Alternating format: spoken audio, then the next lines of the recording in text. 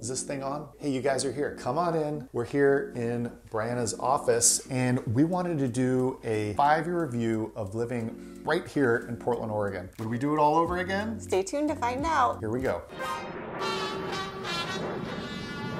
Hey everybody, my name's Aaron Cullen, and this is Brianna Cullen, and together we have a local real estate company right here in Portland, Oregon. Now, some of you that watch these videos probably already know all that, but if you guys have any questions, you're interested in moving here, whether it's next week or next year, go ahead and reach out. My information's right down there below. I'm really excited. I think you're excited to share this with you guys. Sorry about the squeaky chair here. This is my wife's office chair, so isn't this a gorgeous office? Love the views here. It was actually just snowing. That's how you know it's almost springtime in Oregon, when you get a little bit of snow and it's not even freezing outside. Don't worry, we're gonna get more into weather. Big topic. 5 years of living in this house in Lake Oswego. We moved to Portland from California. I suggested this video to Aaron because 5 years next month, we bought this house. We were actually just in Southern California for vacation last week, and it really got me thinking about that. And so we thought it'd be fun to talk about what it's been like for those 5 years and whether we're happy with our decision. One of the things people ask us all the time, especially as we get to know clients who are moving here from other areas, people ask, why did you move here? I don't know. I don't necessarily have like a big obvious answer. I think for us, we were living in Southern California. We had both been in the Los Angeles area for a long time, and we had our first child, and she was about a year and a half old at that point. And we always knew that we would probably leave Los Angeles at some point, right? Yeah. Like we wanted a different environment to raise our kids. I grew up in a small town. Something about that small town community I think appealed to us for raising a family, but we didn't really know like what would be the impetus to move. And I feel like I was a little bit more intentional, and I always knew, I feel like for a good 2 years before we actually moved, I was kind of looking in other cities, keeping tabs out. We did something very specific, which is we were living in West Hollywood in LA, and we moved out to Topanga Canyon. Yeah. And we said, like, this is kind of a test. It's a totally different lifestyle in Topanga Canyon. You're out of the city, you're a little more isolated, Yeah. and we kind of wondered what that would feel like. And Yeah, that was the and we same loved time it, that you were— except for the heat in the summer. Yeah, we were looking at other cities. We looked at Indianapolis because I have family there and because we have rental properties there and we're very familiar with it. Yeah, we thought about Austin and Portland, and I think those were kind of like our main 3 cities we were kind of looking at, but still open to other possibilities. So we knew we wanted to move toward like a smaller town or a more family-friendly lifestyle. Yeah. LA was getting harder for a variety of reasons. It was really hot. That's like Aaron's Achilles heel is the heat. The traffic with having a toddler and just not really wanting to take an hour and a half to go do things was annoying. And then also the cost of living and the cost of buying a house in LA compared to what we could get other places. I think those were some of the big factors. Yeah, absolutely. I mean, those are some of the main ones. Having that more easy lifestyle, a more affordable lifestyle, and just being out of that kind of rat race feeling, you know, kind of all those things put together. And that test of moving to Topanga was really interesting because then when I would go back into West Hollywood to meet a friend for brunch or something like that, I would be so happy to get back to Topanga because it was like that high density, that traffic, that busyness. Yeah. You sort of realize like when you can unwind from that, it feels really good. So we did it, we moved, but it was a hard decision. And I think that's something for people that are considering it. You know, when we were in this position, that's one of the reasons I like to do these videos is I would have gobbled up people's stories because it's such a big decision and you have no idea really what it's going to be like until you do it. But the more you can learn, I think the easier it is. Couldn't have said it better myself. This is our 5-year in review. How do we feel? Let's hit off a couple items, you know, so they can get a sense of like, what is it like to live here 5 years in? And just since we moved here from California, that's what we're going to give as a context. And we're going to be talking both about Lake Oswego, which is very specific, and then Portland more broadly, right? Yep. So a few things to hit on, I think, are sense of community, raising kids, what's available around Portland, weather, because that's a very important topic when you're thinking about the Northwest, our home. Well, and I think with our kids, let's talk about schools and how that has been. You know, our kids are just hit kindergarten, so now we just hit the public school. So maybe we could start off, do you want to start by talking about that, what our experience is so far with the public school system? And that is a big draw for people into Lake Oswego. It definitely was for us. It's the #1 school district in the state. And so you know that public schools are a great option here. To be totally honest, both of our kids went to a private preschool that we really like. Our son is still there. And even though we moved here for the public schools, I actually thought about keeping our daughter there because she was so happy there. We thought about keeping her there through kindergarten. And ultimately, we realized that, you know, one of the reasons we moved here, we lived down the street from our public elementary school. We can walk to school, and we decided to place her there. It has been such a sweet, magical experience for us. We won the jackpot in terms of kindergarten teachers, so that goes a long way. But just the structure and the sense of community and the quality of that school definitely exceeded what I was hoping for. Yeah, me too. And our daughter loves it, and I'm sure this is the experience of a lot of people.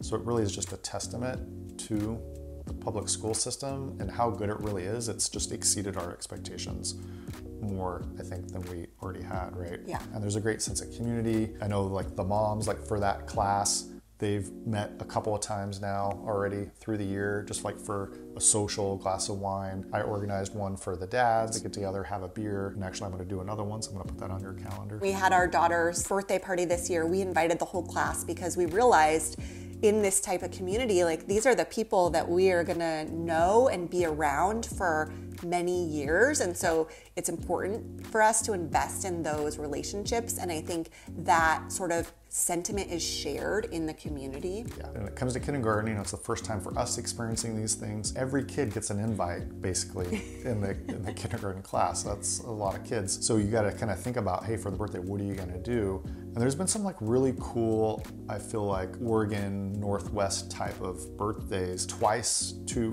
different kids' birthdays had gone to like a farm that has animals, and they take them out. You can pet some of the animals. They take you around, and then they have a big barn. For our daughter's birthday, we rented out a local little art house, movie theater, and you can play in there. I think, what do we do? Sing. You can choose whatever movie. And the kids just love that. Watching the movie, you can pause it, do a little cake. So that's been really fun too. Just like that community part of the school experience. Yeah, and I think that actually maybe segues into another topic. We have other videos about school specifically, so make sure to check those out. But you mentioned the birthday party out on the farm. One of my favorite things about Lake Oswego specifically, but this is true about a lot of areas of Portland, is that we are on the edge of Portland and have really easy access to everything in the city, you know, the great restaurants, museums, the airport, all of those big city amenities. And then we have this small town of Lake Oswego. And then we're on the edge of this beautiful rolling farmland that is so picturesque and scenic. And then also wine country in the Willamette Valley. And so I really feel like we get to access both of those all the time on a weekly basis, to be in the city, getting coffee, doing, you know, very urban things, and being out in nature at places like Lusher Farm, which is in our local community and has community gardens and those rolling hills for walks and hiking, a winery down the street, and getting that sense of like nature and open space. Yeah, and any of the suburbs you pick, I feel like really give that access to it, from Happy Valley, Westland, Lake Oswego, Tiger, Tualatin, Sherwood, Beaverton, Northwest Portland, all those part of the greater Portland have access to all those things. Yeah, in Portland, a lot of those neighborhoods have access to Forest Park and hikes from there. And so many times, you know, up in Camas, you'll mention a home that a client is looking at and say, you know, there's a park with trails walking distance. It's just a very common thing. We have a hiking trail walking distance from our house, and in the summer we go there for blackberry picking. And even in really, you know, bad weather, sometimes on a Sunday afternoon with little kids, we have to get them out of the house, and we'll all put on our raincoats and, you know, trek out there. We might pack some cookies to bribe the kids for a rainy hike to get outside. Yeah, so let's talk about that. The weather, how does that feel for you after 5 years? As a little context for that, our goal, we said, hey, every winter we'll get out once a winter, go visit friends or family in California, or we'll go somewhere warm, or Hawaii, we got married in Hawaii, somewhere like that warm. But then COVID happened a year after we moved here. We had a baby. And we had a baby, so then we didn't want to go anywhere. So now we did our first winter vacation 2 weeks ago. We went to Disneyland and the beach for a couple of days. So we were One right. vacation in 5 years So here, in the winter. So really we've gone through like almost 5 years of, you know, 4.5 years of winters. Yeah, and so we were right. You need to go somewhere in February. So it turns out that's spot on. Last winter was really hard. And like this time last winter, I was Googling what is the warmest place in the United States in February, because last winter was cold and wet and I was so over it by February and we had not planned anything. And so this year we did it and we were right. I think I said to you like the day we got back, oh, I can make it. Like I'm gonna make it until spring. But having gotten, you know, those 6 days in a sunny, warmer place, it's so worth it. But I think just overall, there's pros and cons to the weather here. You really have to ask yourself like what really matters. I think for me, one of the big pros to having 4 seasons is that it marks time in a really special way. I said to you this morning, like, I am so looking forward to those, to waking up to blue sky and to walk the kids to school in shorts and sandals when summer starts to roll around.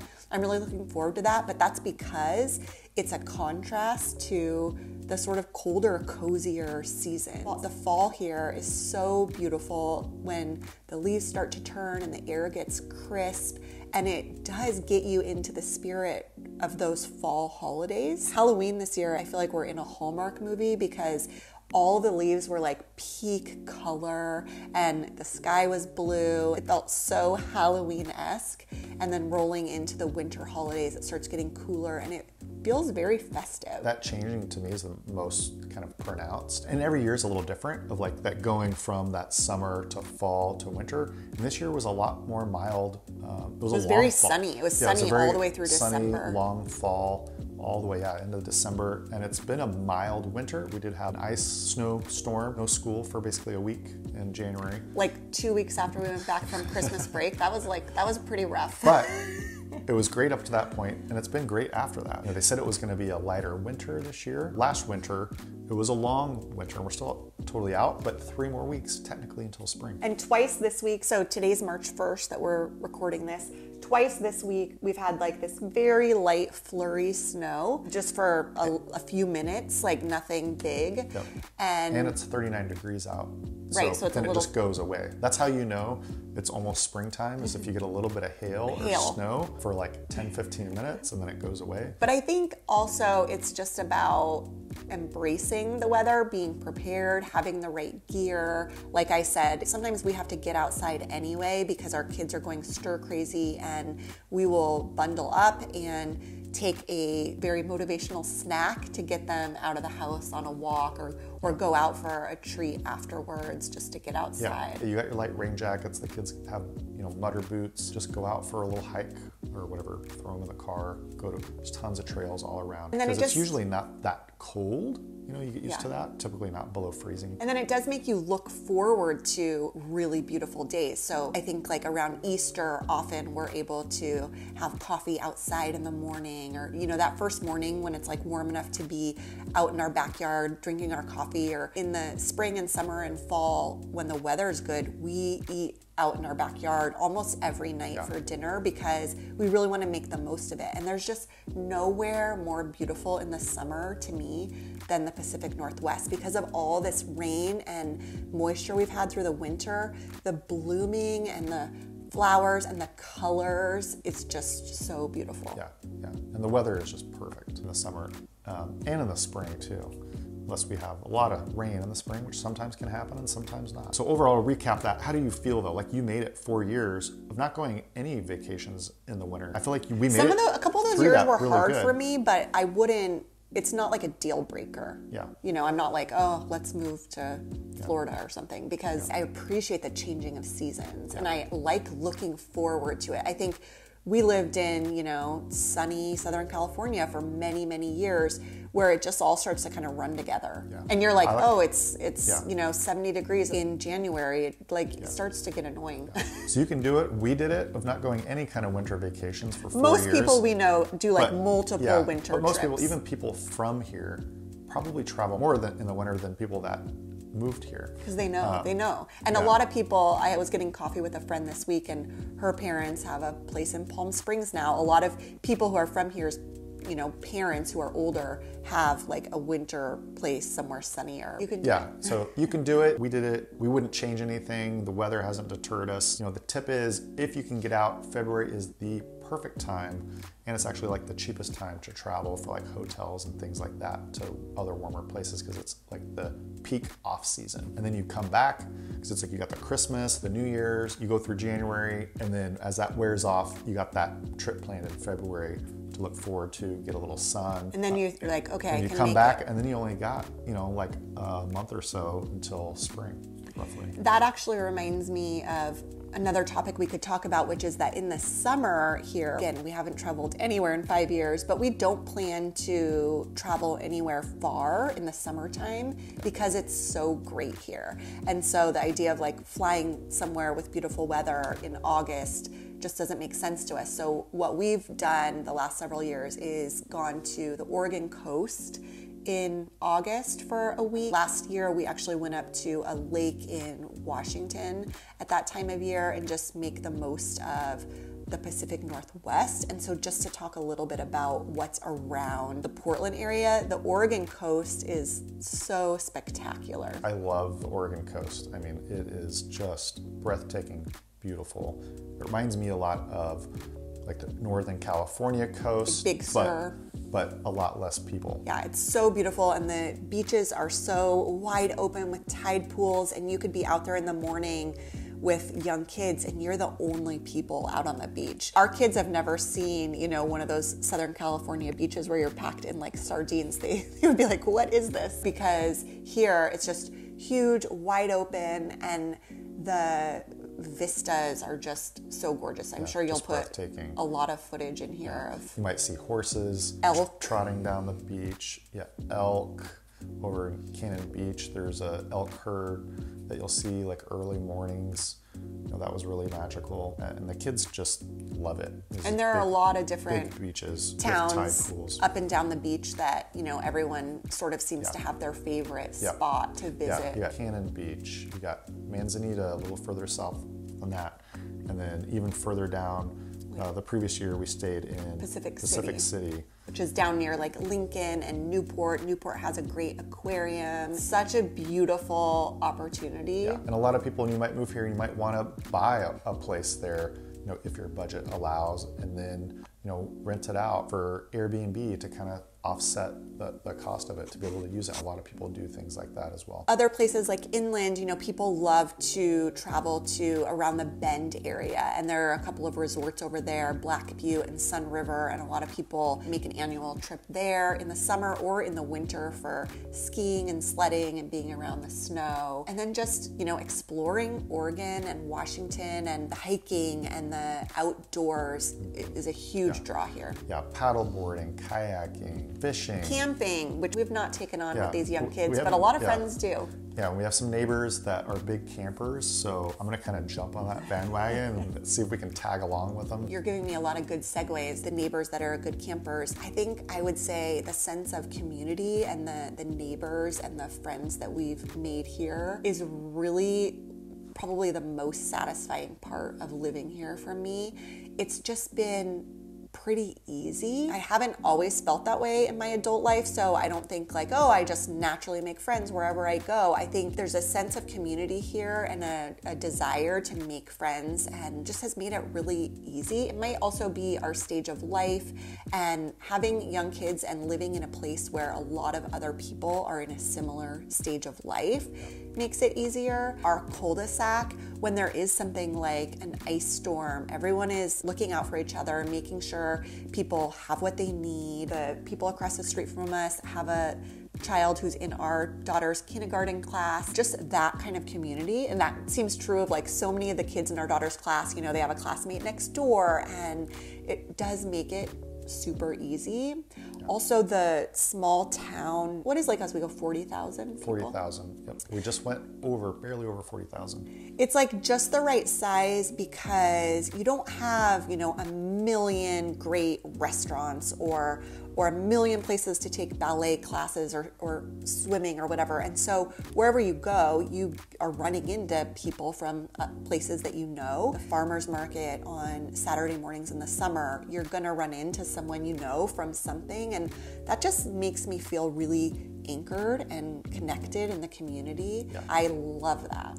Yeah, there's a little grass area, knoll, with some, you know, big pine trees, fir trees there. A bunch of the kids and the parents kind of congregate there, so we always are going to usually run into a parent there with their kid and have a little conversation. So I can get my little breakfast bowl or something sometimes and, you know, bring it over there, and the kids just like run around and have a great time for, you know, 20 minutes. Having those little experiences sprinkled out, you know, throughout your week is really special. And it's not just exclusive to Lake Oswego. Like, you can get that in other parts of Portland as well. That's just our personal experiences right here. Modern life, this is such a cliche, but people are busy, and you know, it can be hard to make plans, and there's something about knowing you're just gonna bump into friends that really, like, bumping into friends for 20 minutes on a Saturday is very rejuvenating. Yeah, and the more you get involved in the community, you know, after 5 years, we've had that opportunity. Because at COVID, we couldn't really do a lot for that. After a year, we moved in here for about a year and a half, and then as it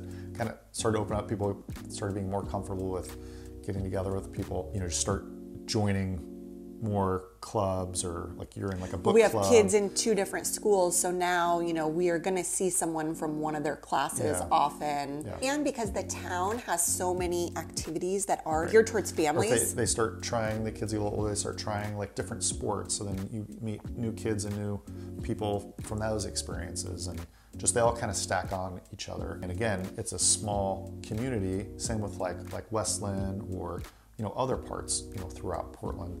There are these small communities that make up Portland. You'll really get to see the same people kind of over and over, and really have a chance to like build deeper relationships. Yeah. I think a lot of people are really craving that. Me too. I definitely was. Yeah.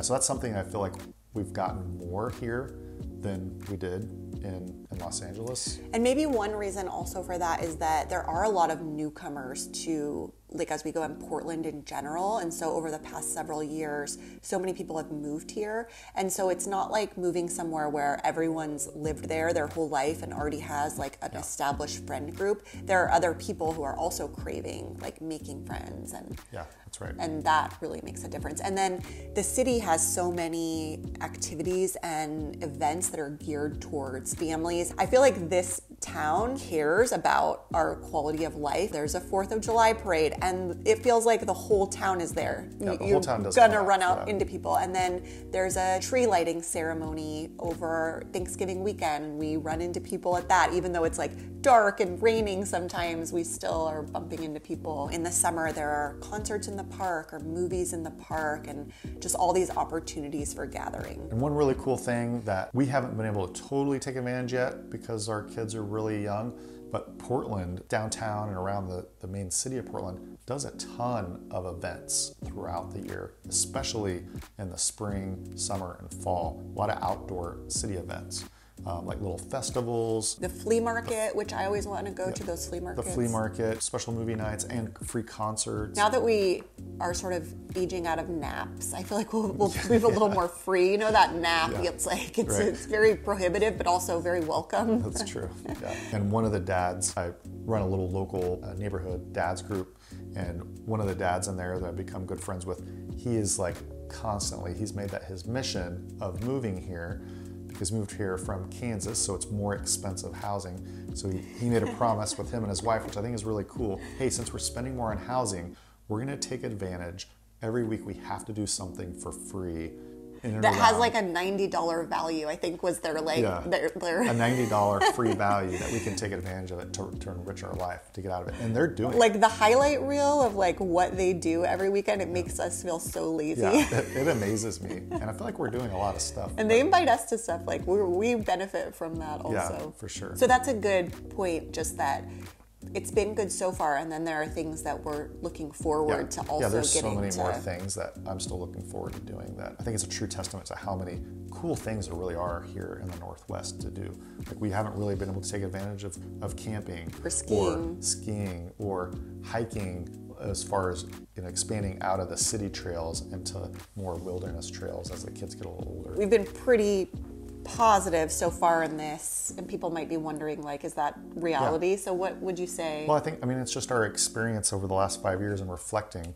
Was there anything else as far as like California comparison you wanted to say? I would say one of the things that I was worried about before we moved here, since we just went to California. Yeah, Lake Oswego specifically is more affluent. The cost of living here is a little higher. The median housing price is a little higher. And I worried about it being like snobby or too homogeneous, to keep up with the Joneses sort of feeling. I had lived in parts of Orange County in California before LA that is very which is really known for all very those things. image driven and money focused. So it was interesting when we were down there last week. We stayed on Balboa Island for part of it, and we were in Newport, in an area I used to live, and I could really reflect on that. One of the things that I felt very grateful to realize is that I like it better here, and that like I'm happy to be here, especially to visit such a destination as Newport Beach and that area, and to say like, no, I'd rather have like my own community. I'm happier here. There's something about Lake Oswego, I think the lake and the downtown,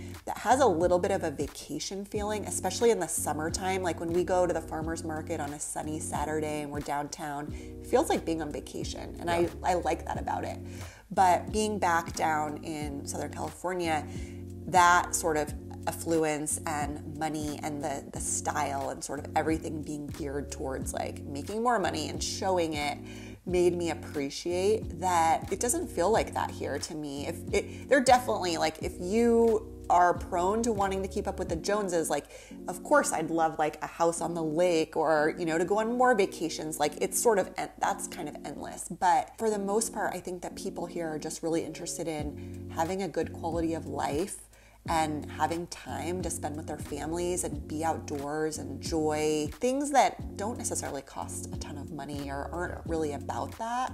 And so it feels more grounded than I think I worried that it would. I also worried about, diversity and our kids being exposed to like all different types of lifestyles. And I think that's something that like we have to take upon ourselves to be involved in the community and make sure that we're giving back in some way and that our kids are aware of that.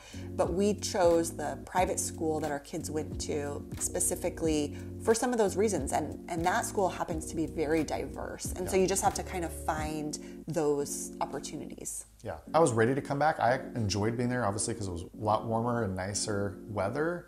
But the traffic, was a little stressful for me. It's amazing to me how used to I've gotten to having like not a lot of traffic. Not even getting on the freeway. We were joking the other day, like the movie Clueless, like we may be too old for you, but there's this scene in Clueless when the girls accidentally pull onto the highway and they're like screaming the whole time because they're like, I didn't mean to get on that highway. And like you can sort of stay on the side roads throughout all of Portland. Yeah, you don't have to go on the highway all that much, and when you do, it's nothing compared to big cities. I love living here, especially after just getting that taste of Southern California. I love the weather there, but I don't love the traffic and how expensive the housing is. I was just checking it out. Our house there would be like $4 million. It was crazy in that area. And again, it is nice, it's beautiful, but you start thinking like, we can walk our daughter to school, safe here, extremely low crime, all these like small town benefits. And the housing is an important one. And we mentioned that Southern California was feeling like we were actually looking at houses down there when we found this house. Yeah, 5 years and ago. just the difference in what the value that we could get for our money was so big. And it has gotten more expensive here since we moved, but that's true really of for everywhere. Yeah. And I think in terms of the West Coast, the options for living in, you know, a sizable city with amenities, Portland is still just far and away the best value. Yeah, I still think it's way up here as far as value that it offers for the price if you want to stay on the West Coast. You know, there's definitely cheaper places you could move to for housing. Like in the Midwest. In the Midwest, in the South. It is helpful here that there's no sales tax. I've really gotten used to that. So I feel like that is a big savings that I feel. Order stuff through Amazon, you go to the grocery store, you buy stuff anywhere, there's no sales tax. So that's a big savings. And even just going out to eat is cheaper here than going out to eat in Southern California. Yeah, it definitely is. And there's just also a lot to do that doesn't cost a lot of money. Like we don't go out to eat a lot. A lot of the activities we do aren't super expensive. One last thing that we often comment on is that the kids here have a really good gig. So, you know, it's a good place to grow up. They get so much access to the outdoors, a sense that like their community cares about them, a lot of fun and festivity from, you know, picking berries in the summer. Like what is more wholesome than going apple picking in the fall? It's a good gig to grow up here. Yeah, they get a lot of outdoor time, and it's easy outdoor time. You don't have to travel far, you know, to get your kids that outdoor experience. Yeah, that's just huge, and I definitely take that for granted now. Not too for granted, but I'm aware of it. But you start to get used to those things, which is good because then you start to use them. If you move here, take advantage. You don't want to just be shut up in your house. You want to move here with the intention of really, you know, getting the most out of the Pacific Northwest and the city. So we got to run because we're actually taking some clients to lunch, right? Yep, that's another fun thing about our jobs is just being able to meet people like you when you move here. So if you're thinking about moving here, again, whether it's next week or next year, go ahead and reach out, give me a call, shoot me an email. Love to connect with you and share a little bit about Portland, answer any of your questions, whether it's Lake Oswego or Portland itself. Go ahead and reach out, give us a call. Hope you guys have gotten some enjoyment out of this and gotten some value. Stay tuned for another video that's coming up right now if you want to see more.